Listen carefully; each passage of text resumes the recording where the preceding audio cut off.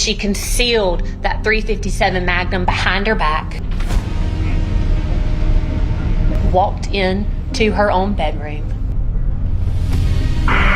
and then fired 3 shots.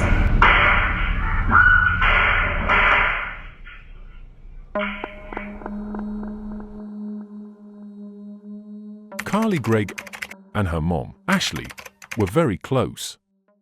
Even so, Carly had a hard childhood. As a teenager, she started smoking marijuana to deal with her anxiety and depression. Later, her therapist gave her strong antidepressants to stop the voices in her head.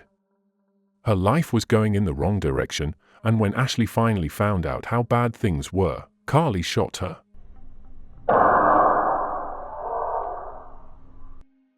Carly's father struggled with drug addiction and had mental health problems like schizophrenia and bipolar disorder.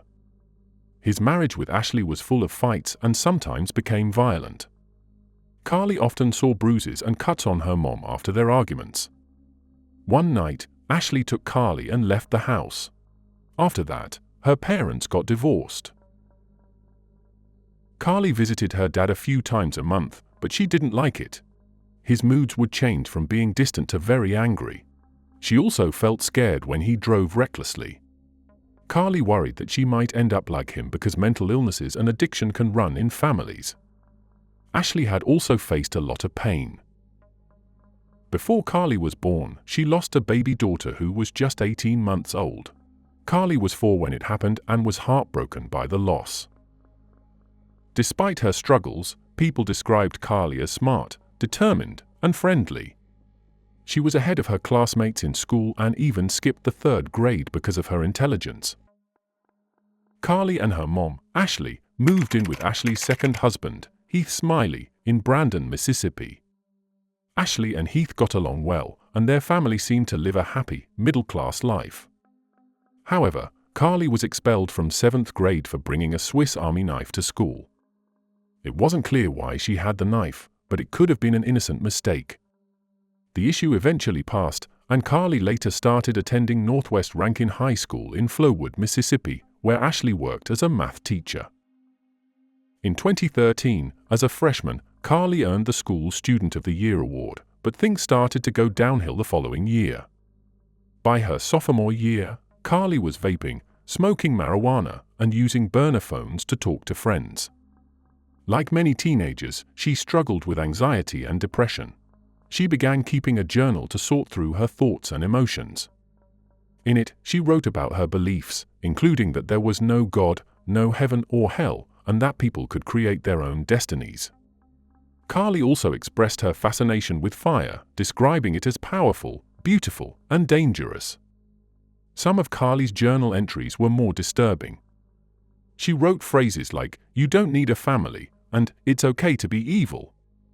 Ashley didn't know about the drugs, the vaping, the burner phones, or the troubling journal entries. Still, she noticed that Carly was struggling. She grew especially concerned when Carly cut off her long blonde hair, which she had always taken pride in.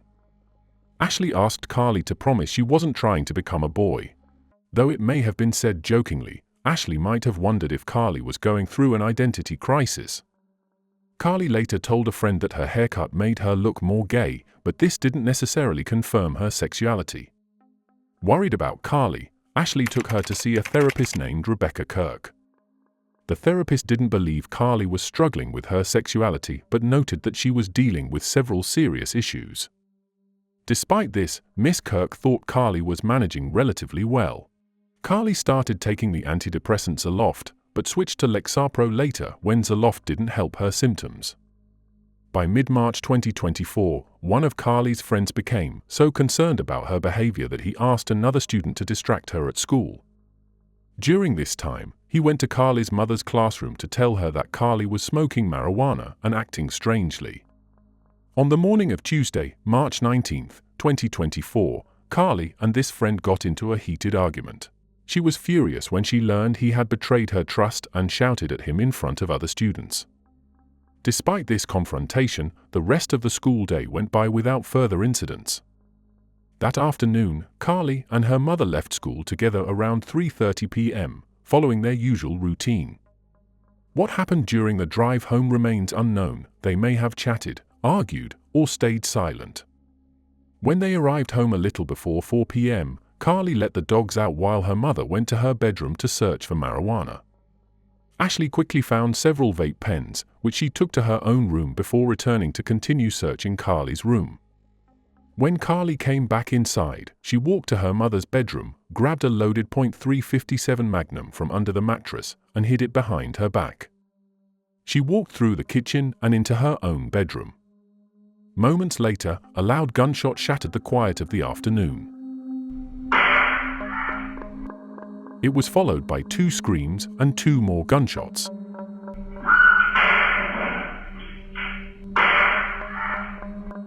Carly returned to the kitchen a few seconds later.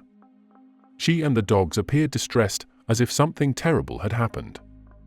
She quickly removed one of the home's security cameras and hid it in the refrigerator. Over the next 45 minutes, Carly texted at least 5 of her friends and used her mother's phone to send a message to her stepfather, Heath Smiley. Pretending to be her mother, she asked him when he would be home and even addressed him as Honey. One of the friends Carly messaged arrived at the house shortly after. When she walked in, Carly asked if she had ever seen a dead body and then led her to the bedroom. There, they found Ashley lying on the floor with her arms crossed and a cloth covering her face. Carly reportedly told her friend that there were 3 bullets left in the gun and that she planned to use them on her stepfather, Heath Smiley. Terrified, Carly's friend fled the house. Not long after, Heath arrived home and immediately sensed something was wrong. Carly appeared in front of him with wide eyes and a frantic look. A gunshot rang out, grazing Heath's shoulder. Despite being injured, he managed to back away and wrestle with Carly to take the gun. Surprisingly, she didn't fire again but instead screamed and ran out the back door. She disappeared into the nearby woods, accompanied by another friend who had been in the backyard during the altercation. Fortunately, Heath's injury was minor and he was able to call 911 for help. Franklin County Deputy Hunter Lewis was the first to arrive on the scene. After opening the door, Heath collapsed onto the front porch. The deputy advised Heath to remain calm as the situation unfolded. Soon, more officers and EMTs arrived at the scene. They discovered Ashley's body in Carly's bedroom. She had already passed away, having suffered 2 gunshot wounds to her face and another under her chin. While securing the house, officers found additional firearms, raising concerns that Carly might have returned or taken another weapon. Once the home was deemed safe, Heath was transported to the hospital by ambulance. Later that afternoon, Carly was located less than a mile from the house and taken into custody. Carly was still a minor at the time, but prosecutors charged her with first-degree murder and attempted murder.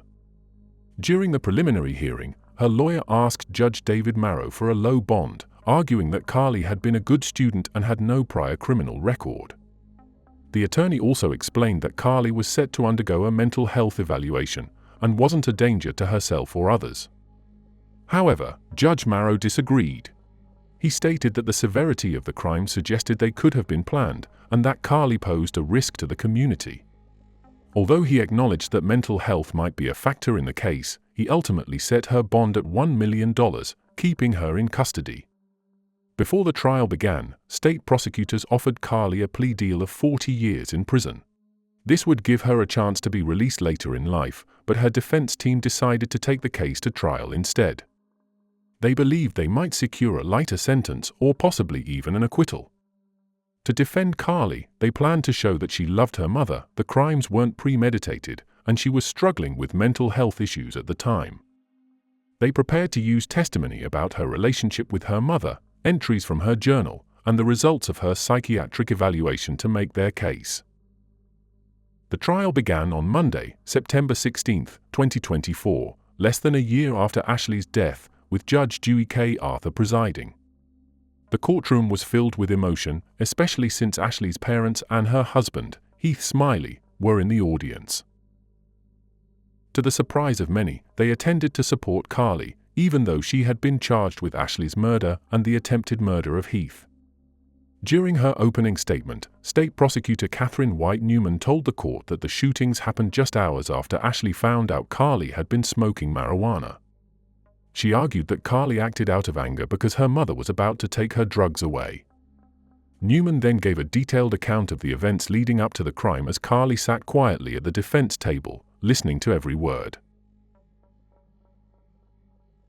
We're here because on March the 19th, 2024, Carly rode to school with her mother that day. Ashley was a school teacher at Northwest Rankin, taught geometry. Carly was in the 10th grade. You'll hear that morning she got in a little altercation with one of her friends, cussed him out. But what you'll hear, ladies and gentlemen, from the testimony of this friend is that he was so worried about Carly's use of smoking marijuana, and so worried about her being high, and so worried about her having these burner phones that her mom didn't know about, that he felt compelled to tell Miss Ashley Smiley that day.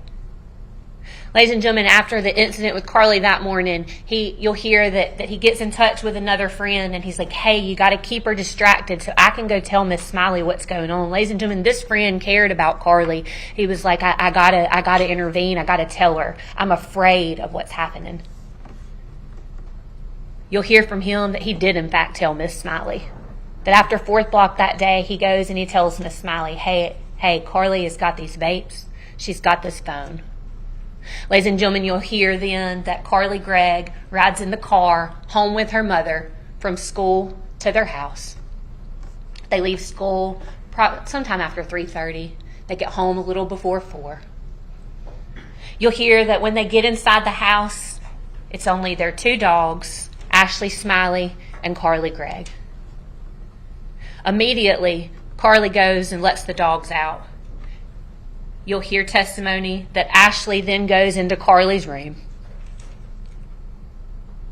You'll hear that while Ashley is in her room, that Carly's still outside. At some point, Ashley finds what law enforcement believe to be the 4 boxes that contain vape pens. Testimony will be that we believe she carried them from Carly's room to her bedroom, went back to search in Carly's room. The evidence will show that almost immediately upon Carly coming inside the house, that she walks straight to her parents' bedroom, that she goes straight to her mom's side of the bed and removes a .357 Magnum from under the mattress. We believe the testimony will be that then she concealed that .357 Magnum behind her back as she walked through the kitchen. She peeks her head around. We believe the testimony will show that she peeks her head around the kitchen to make sure that her mom hasn't come out of her bedroom. We believe the evidence will then show that she walked with that .357 Magnum behind her back, walked in to her own bedroom, and then fired 3 shots into her mother, killing her. When it was the defense team's turn, Carly's attorney argued that she was struggling with mental illness and was a victim herself, just like her mother, Ashley, and her stepfather, Heath. The attorney highlighted the close bond Carly shared with her mother and described her as an excellent student who often went out of her way to make her mother and stepfather proud. Before any witnesses took the stand, the prosecution played the 911 call that Heath Smiley made on the day of the incident. The 3-minute recording filled the courtroom with tension. As it played, Carly closed her eyes and covered her ears, seemingly unable to listen to the distressing audio. Next, Carly's therapist, Rebecca Kirk, testified. Her testimony was significant since she had conducted several sessions with Carly, including one the day before the alleged murder.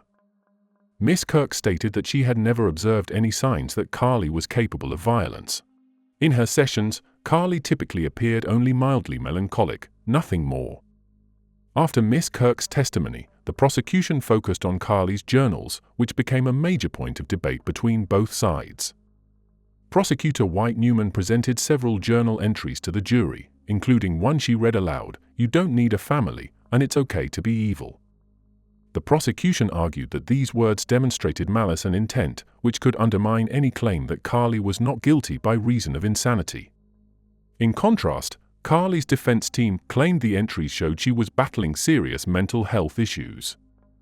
While it was unclear how the jury interpreted the journals, the next witness, Carly's stepfather, Heath Smiley, took the stand. Calmly and with composure, Heath told the court that Carly had always been the most important part of Ashley's life. Heath spared no details when recounting the events leading up to his wife's death. He provided a vivid and graphic description of how he discovered Ashley's lifeless body, painting a harrowing picture for the court. Heath's demeanor made it clear that he was simply providing honest testimony under oath. Despite the tragedy, there was no sign of resentment toward Carly, whom he appeared to love as his own daughter. At one point, he even glanced at Carly and silently mouthed, "I love you." On the third day of the trial, the defense called psychiatrist Dr. Andrew Clark to the stand. Dr. Clark had been hired before the trial to evaluate Carly, review her medical history, and determine if she had a genuine mental health condition. He began by discussing Carly's mental state in the weeks and days leading up to her mother's death.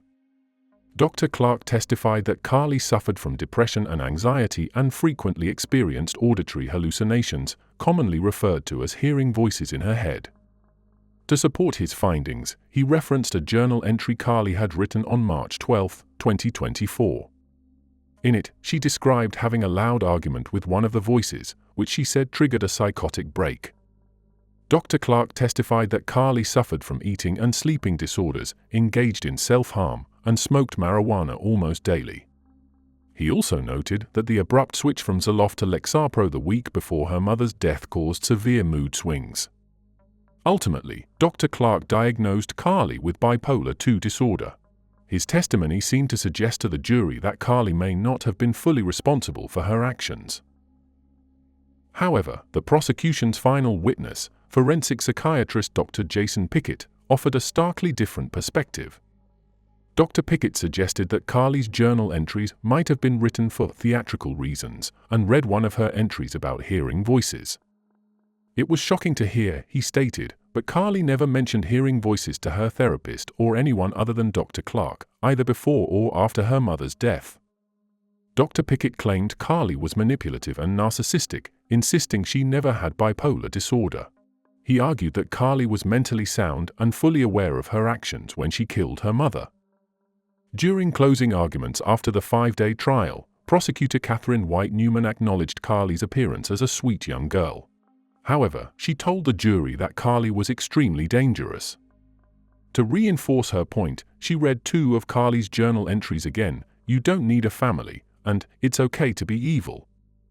Miss White Newman asked the jury to sentence Carly to life in prison without the possibility of parole.